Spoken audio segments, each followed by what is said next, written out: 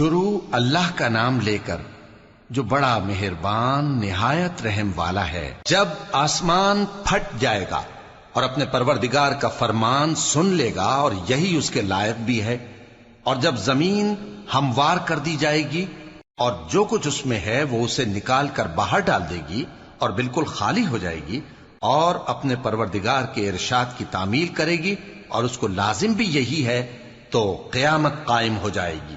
اے انسان، تو اپنے پروردگار کی طرف پہنچنے تک خوب تکلیف اٹھاتا ہے، پھر تو اس سے جا ملے گا۔ اب جس کا نامہ اعمال اس کے داہنے ہاتھ میں دیا جائے گا اس سے حساب آسان لیا جائے گا اور وہ اپنے گھر والوں میں خوش خوش واپس آئے گا، اور جس کا نامہ اعمال اس کی پیٹھ کے پیچھے سے دیا جائے گا تو وہ موت کو پکارے گا اور دوزخ میں داخل ہوگا۔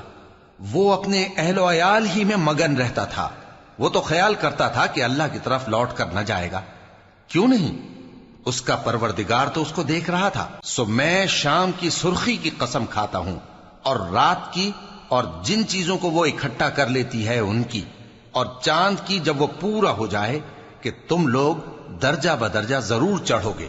تو ان لوگوں کو کیا ہوا ہے کہ ایمان نہیں لاتے، اور جب ان کے سامنے قرآن پڑھا جاتا ہے تو سجدہ نہیں کرتے، بلکہ کافر جھٹلائے جاتے ہیں، اور اللہ ان باتوں کو جو یہ اپنے دلوں میں چھپاتے ہیں خوب جانتا ہے۔